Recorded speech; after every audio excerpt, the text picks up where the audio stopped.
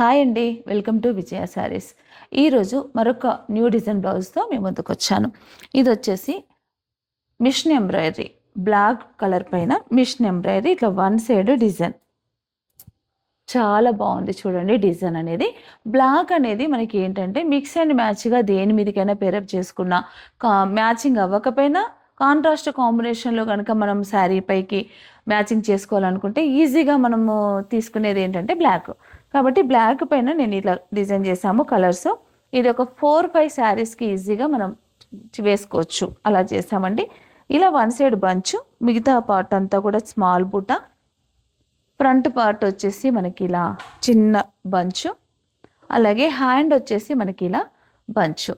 Blouse size వచ్చేసి ఇది 38 size అండి.